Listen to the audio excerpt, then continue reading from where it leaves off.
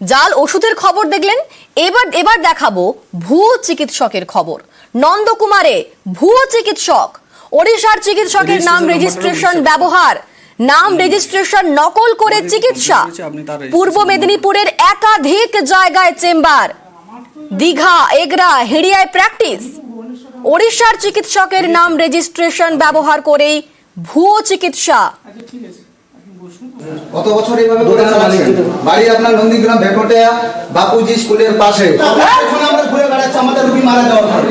মারা যাওয়ার পরে কত টাকা খরচা করেছি এভিডেন্স জোগাড় করে শুধু আপনাকে ধরার জন্য। আমি তিনবার পেশেন্ট সেজেছি আপনার কাছে, আপনি চেনার প্রয়োজন মনে করেনি, কারণ আপনার শুধু টাকা চাই।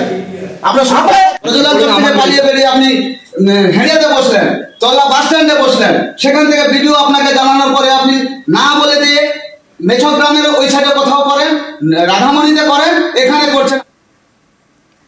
আমাদের সঙ্গে এই মুহূর্তে সরাসরি রয়েছেন প্রতিনিধি পঙ্কজ। পঙ্কজ, কে সেই চিকিৎসক? তিনি কতদিন ধরে কারবার করছেন? তিনি কিসের চিকিৎসা করতেন আর কিভাবেই বা পুরো বিষয়টা সামনে আসে?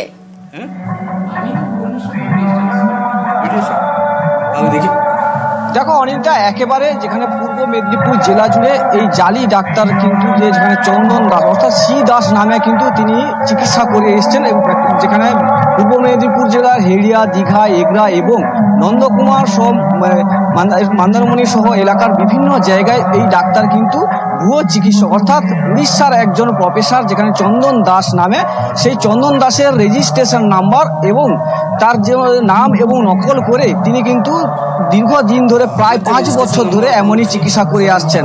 যেখানে গত 9 মাস আগে একেবারে খেজুরির প্রিয় এলাকা। আমাদের সঙ্গে থাকো তুমি। দর্শকদের জানিয়ে রাখি একবার, ইনি হচ্ছেন আসল চিকিৎসক চন্দন দাস, যার নাম ব্যবহার করা হয়েছে। এরই নাম বাড়িয়ে ভুয়ো চিকিৎসার কারবার। আপনার যে রেজিস্ট্রেশন নাম্বার 1374 না কত 1347, এই রেজিস্ট্রেশন নাম্বারটা উড়িষ্যা ডাক্তার চন্দন দাস আমাদেরকে কমপ্লেন করেছে আপনি তার রেজিস্ট্রেশন নাম্বার নিয়ে ডাক্তারি করছেন। কেমন করে? আমার তো বাড়ি ভুবনেশ্বর। হ্যাঁ, আমি তো ভুবনেশ্বরে আমার রেজিডেন্সিয়াল। রেজিস্ট্রেশন কাগজ দেখি। আচ্ছা ঠিক আছে, তোমার কাছে আবারও আসবো পঙ্কজ। এই পুরো বিষয়টা কিভাবে সামনে এলো জানতে চাইবো তোমার থেকে।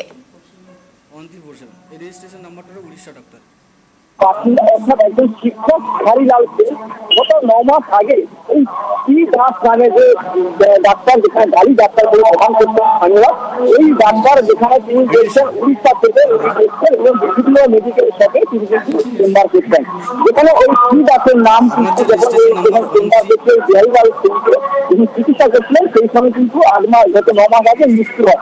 সেক্ষেত্রে তাদের যে ছাত্রছাত্রীরা এবং তার ছেলে তারা প্রতিজ্ঞাবদ্ধ হয়েছে এই ডাক্তার কোথায় থেকে আসেন এবং তার প্র্যাকটিস সেন্টারে যাচাই করেন, রেজিস্ট্রেশন নাম্বার যাচাই করে 1347 তার রেজিস্ট্রেশন নাম্বার, যে রেজিস্ট্রেশন নাম্বার উড়িষ্যার একজন যে চন্দন দাস তার নামের কিন্তু ডুপ্লিকেট করে এই ডাক্তারি করছেন। এবং এই ডাক্তার যে ডাক্তার তার নাম কিন্তু নন্দী গ্রামের বাসিন্দা।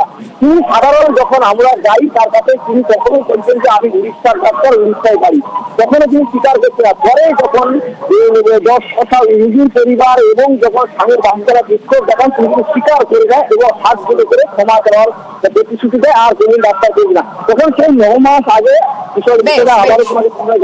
চাপের মুখে দোষ কবুল করলেন ভুয়ো ডাক্তার, বেগতিক বুঝে হাত জোড়ো করে ক্ষমা চান অভিযুক্ত এবং আর চিকিৎসা করবেন না বলে মুচলেকাও দিয়েছেন। পুলিশের জালে ভুয়ো চিকিৎসক। কেমন করে? আমার তো বাড়ি ভুবনেশ্বর। হ্যাঁ, আমি তো ভুবনেশ্বরে আমার রেজিডেন্সিয়াল।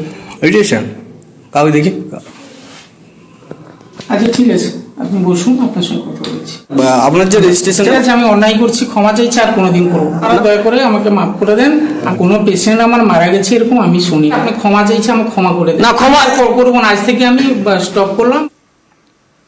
9 মাস আগে ভুয়ো ডাক্তারের চিকিৎসায় শিক্ষকের মৃত্যু আর তারপরেই পুরো বিষয়টি সামনে আসে। চাপের মুখে দোষ কবুল করেন ভুয়ো ডাক্তার, বেগতিক বুঝে হাত জোড়ো করে ক্ষমা চান অভিযুক্ত এবং আর চিকিৎসা করবেন না বলে মুচলেকাও দিয়েছেন।